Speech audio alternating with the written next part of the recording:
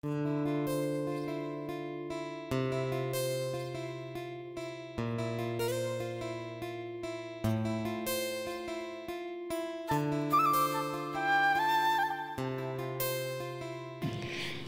বন্ধুরা, good morning. তোমরা সবাই কেমন আছো? আশা করছি সবাই খুব ভালো আছো। যে যেখান থেকে আমার ভিডিওটা দেখছো তোমরা সকলেই সুস্থ আছো। আমি সোমা, আমার এই ছোট্ট পরিবারে তোমাদের সকলকে জানাই অনেক অনেক ভালোবাসা আর অনেক অনেক স্বাগত। তো আজকের ব্লগটা কিন্তু একদম সকালেই স্টার্ট করেছি বন্ধুরা। ওই 7টা মতন বাজবে হয়তো। তো দেখো, আমি ঘুম থেকে উঠে গেছিলাম আর আজকে কিন্তু সিদ্ধার্থ আমার সাথে সাথেই উঠে গেছিলো। এই শীতকাল যেহেতু এখন পড়ে গেছে, তো বাইরে হরিনাম বেরোয় ওই 6টার সময় করে। আমাদের দুটো হরিনাম কিছুক্ষণ পর পর বেরোয়। তো ওই হরিনামটা মানে আওয়াজটা শুনেই সিদ্ধার্থ কিন্তু উঠে গেছে আজকে। আমাদের যেহেতু মানে রাস্তার ধারে বাড়িটা, জানলাটা যেহেতু রাস্তার ধারে, তো সেই কারণে খুবই জোরে মানে আওয়াজটা শোনা যায়। তো সেই কারণে সিদ্ধার্থ কিন্তু আজকে আমার সাথে সাথেই উঠে গেছিলো। তাও আমি ওকে একটু ঘুম পাড়ানোর চেষ্টা করেছিলাম যে এত সকালে উঠে কি করবে, আমি তো বাড়ির সব কাজ করব, ও কি করবে। কিন্তু তারপর দেখলাম না, ও আর ঘুমালো না। তো সেই কারণে আমার সাথেই ও উঠে গেছিলো। আর দেখো, আমি ওকে একটা খেলাপাতি দিয়ে দিয়েছিলাম। তো নতুন কিছু খেলা দিলে না, ওই খেলাটা নিয়ে বেশ কিছুক্ষণ খেলবে। তো সেই কারণে ওকে ওই খেলাটা আমি দিয়েছিলাম হাতে। আর তারপরে কিন্তু আমি বাড়ির সমস্ত কাজগুলো সারছিলাম, যেমন গ্যাস মোছা, রান্নাঘর মোছা, এই ঘরটোর মানে মোছা। তো তারপর দেখো, একটু 8টা মতন বেজে গিয়েছে, অনেকক্ষণ সিদ্ধার্থ উঠেছিল।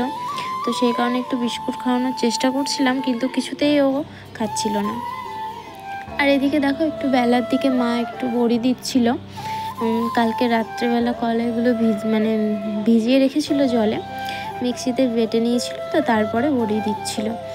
আর আমার কিন্তু ঘরগুলো তখন ঝাড় দেওয়া হয়ে গেছিলো। সিদ্ধার্থ কী যেন পড়ে গেল না কি হলো, আমি চলে গেলাম। তো আমার বারান্দাটা কিন্তু তখন ঝাড় দেওয়া হয়নি। তো সেই কারণে আমি ভাবলাম তাহলে এখন বারান্দাটা একটু ঝাড় দিয়ে নিই, আর তারপরে দেখি কী করা যায়। তো বারান্দাটা ঝাড় নিয়ে নিচ্ছিলাম। আর যেহেতু আজকে একটু মানে ঝোঁক নেয়নি সিদ্ধার্থ, তো সেই কারণে আমার কাজগুলো কিন্তু আজকে একটু তাড়াতাড়ি হয়ে গেছিলো। আর তাড়াতাড়ি কাজ মানে হয়ে গেলে বেশ নিজেকেও বেশ ভালো লাগে। তো সেই কারণে তো দেখো, বারান্দাটা ঝাড় দিয়ে নিয়েছিলাম। আর তারপরে কিন্তু আমার এখনও একটা কাজ বাকি আছে, জল ভরা। তো দেখো, এই যে এই জলের ড্রামটাতে প্রায় অনেক দিন হলো জল ভরেই রেখেছিলাম, জলটা পাল্টানোই হচ্ছিল না।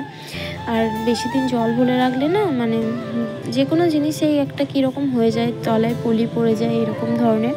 তো সেই কারণে এই ড্রামটা আমি আজকে একটু ধুয়ে নিলাম। আমাদের মেলা ছিল, সেই তখনকার থেকে জল কিন্তু ভরাই ছিল, আর চেঞ্জ করা হয়নি জলটা। তো আজকে ভাবলাম চেঞ্জ করেই নিই। তো তারপরে এই যে বাকি যে কালকের যে জলগুলো ভরা ছিল, তো ওগুলো আজকে ড্রামটাতে, ছোটো ড্রামে জলগুলো এই ড্রামটাতে ঢেলে নেব, নিয়ে বড় ড্রামগুলো আবার জল ভরে নেব। আর এই জলটা একটু এই কাচাকুচি করে নিলাম, মানে ফেলে দিইনি জলটা, টাইম কলের জল ফেলতেও খুব কষ্ট হয়। তো সেই কারণে জলটা একটু রেখে দিয়েছিলাম। আর দেখো, তারপরে কিন্তু চলে গেছিলাম রান্নাঘরে। ওই যে আগের ঢপ দুটোতে ছোট ছোট ওই ঢপের জলগুলো কিন্তু এই বড় ঢপটার মধ্যে ঢেলে নিয়েছিলাম, তাহলে এই ঢপগুলো খালি হয়ে গেল। তো আবার আমি ওই পরে ওই জলটা ভরতে পারবো। তো সেই কারণে তো দেখো, এই টাইম কলে জলগুলো এখন ভরবো না ভেবেছিলাম, কিন্তু ভরতেই হলো, কারণ একটু ফাঁকা হয়ে গেছিলো কলটা, আর কেউ ছিল না সেরকম। তো আমার দিদি মেয়েটা বললো, মাম্মি কলে জলটা ফাঁকা পড়ছে, তো চলো এখন ভরে নিই। তো সেই কারণে দেখো, কলে জলগুলো ভরে নিচ্ছিলাম। আর আমাদের এই পেছন দিকের দরজা দিয়ে না জলগুলো আনতে খুবই সুবিধা হয়, কিন্তু সেই কারণে এই যে আমাদের রান্নাঘরটা একদম জল পড়ে ভিজে যায়। আর দেখো, সিদ্ধার্থ এখানে খেলা করছিল, ওই খুন্তিটা নিয়ে ও সবাইকে মেরে মেরে বেড়াচ্ছিল। ওর আর কোনো কাজ নেই, ওর শুধু মার হাতটা কাজ। এত মারকুন্ডা হচ্ছে দিন দিন, ওই খুন্তিটা নিয়ে কিন্তু সবাইকে মেরে মেরে ও বেড়াচ্ছিল। দেখো, এই যে মাকেও মারছে, সবাইকেই মারছে। আর ওর দিদি ভিডিওটা করেছে। আর দেখো, এখানে বড়ি দেওয়া কমপ্লিট হয়ে গেছিলো মায়ের, 4 জায়গায় হয়ে গেছে প্রায় বড়ি দেওয়া। কি সুন্দর লাগছে না দেখতে। তো তারপর দেখো, চলে এসেছিলাম একদম রুমে, কারণ লাস্ট কাজ এটাই ছিল। মানে বিছানাটা তোলা হয়নি, কারণ সিদ্ধার্থ তখনও মানে সিদ্ধার্থকে নিয়ে আমি চলে এসেছিলাম বাইরে, আর বাকি সব কাজগুলো সেরে নিলাম। তো লাস্টে ভাবলাম বিছানাটা লাস্টেই তুলে নেবো একদম। তো সেই কারণে লাস্টেই বিছানাটা তুলে একদম স্নানে যাব। স্নান সেরে একদম কোনো দিকে না দেখিয়ে রান্নাঘরে, ব্যাস। তো সেই কারণে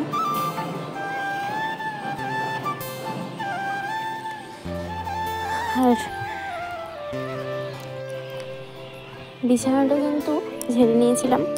আর তারপরে সিদ্ধার্থকে এখনও মানে সে কখন খাইয়েছি, এখন প্রায় 9:30 মতন বেজে গিয়েছে। আজকে এখনও স্নানে যায়নি, তাড়াতাড়ি এবার স্নানে যাব। তো দেখো স্নান সেরেই চলে এসেছিলাম রান্নাঘরে। এখানে আমার ভাত হয়ে গেছিলো, আর একদিকে ডাল সেদ্ধ বসিয়ে দিয়েছিলাম। ডালে একটু মূলো সেদ্ধ করতে দিয়েছিলাম শর্টকাট করার জন্য। মূলো ভাজা খাবে বলেছিল মা, তো সেই কারণে এখানে শাক বনিয়ে রেখেছিলাম, শাক ভাজা হবে। আজকে বাবা হাটে থেকে কি এনেছে দেখো, শসা, তারপরে কাঁচা লঙ্কা, শসা, এখানে ফুলকপি খেতে আমার ভীষণই ভালো লাগে বন্ধুরা। সবজির মধ্যে ফুলকপি আমার বেশি পছন্দ। তো দেখো এখানে ফুলকপি এনেছিল বাবা, আর এখানে আরও কিছু আছে, তো ওগুলো পরে দেখবো কি আছে। এখানে মূলোটা ভেজে নিয়েছিলাম, আর একটু ভাত আর ডাল হয়ে গেলে সিদ্ধার্থকে দেখো এখানে খাইয়ে নিয়েছিলাম, কারণ প্রায় 12টা মতন বেজে গিয়েছিলো। আর ওকে সেই সকালে বিস্কুট খাইয়েছি একটু, আর কিছু খাওয়ানো হয়নি। তো ওকে একটু খাওয়াতে গেলে কত ঝামেলা যে করতে হবে আমাকে। তো এই যে দেখো আমি ভুলিয়ে ভালিয়ে খাওয়ানোর চেষ্টা করছিলাম একটু খেয়ে নেয়। তো তারপর আমাকে আবার রান্নাঘরে চলে আসতে হয়েছিল, কারণ রান্না কমপ্লিট হয়নি। ওকে আমি ওই ভাত ডালটা নামিয়ে খাওয়াতে বসে নিয়েছিলাম। না খাওয়ালে হবে না, কারণ রান্না করতে প্রায় 1টা-1:30 হয়তো আমরা আজকে বেজেই গিয়েছিলো। ততক্ষণ কি ছেলেটা না খেয়ে থাকবে? তো একদিকে দেখো আমি চিংড়ি মাছ নিয়ে এসেছিলো, ওটা একদিকে আমি বসিয়ে দিয়েছিলাম, একদিকে শাকটা। আর এখানে যেহেতু আজকে চিকেন রান্না হবে বন্ধুরা, রবিবার, তো সেই কারণে এদিকে আমি চিকেনের আলুগুলো একটু হালকা করে তেলে ভেজে নিয়েছিলাম। আর এই যে এখানে চিকেন কষাও বসিয়ে দিয়েছিলাম।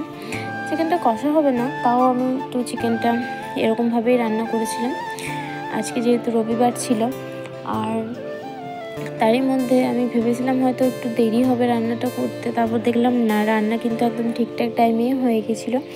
আর সিদ্ধার্থকে আবারও মানে ওই স্নান করাতে হবে, সেই একটা সময় আছে, তো ওই জন্য একটু তাড়াতাড়ি করছিলাম। তো জন্য আমি দুদিকেই দুটো গ্যাস চাপিয়ে দিয়েছিলাম।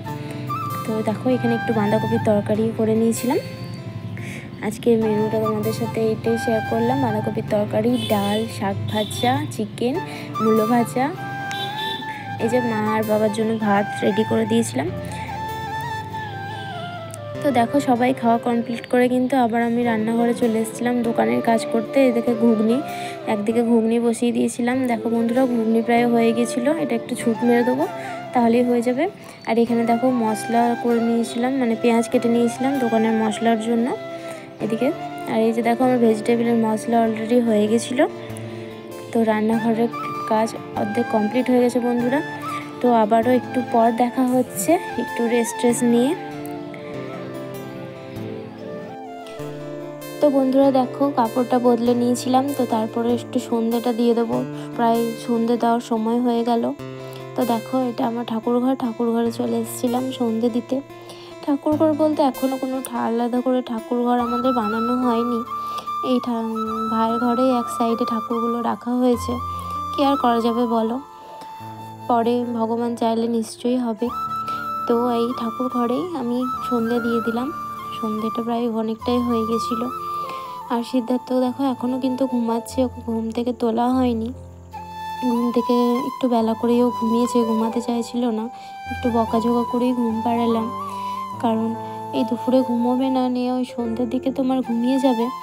আর এখন একটু রাতটা বড়, তো ওই মধ্যরাতে উঠে যাবে, নিয়ে ভীষণই জ্বালাতন করবে এবং না খেয়েও থাকবে। তো সেই কারণে আমি একটু ঘুম পাড়িয়েই দিলাম, একটু কিছুক্ষণ ঘুমাক, তারপর উঠিয়ে নেব। তো আমার কাজ প্রায় শেষ বন্ধুরা। এই কাপড় চোপড়গুলো ছিল, একটু গুছিয়ে রেখে দিলাম। তো আজকের ভিডিওটা কিন্তু এই পর্যন্তই। আবার দেখা হবে নতুন কোনো ভিডিওর সঙ্গে। ততক্ষণ তোমরা সবাই খুব ভালো থেকো, সুস্থ থেকো, টাটা।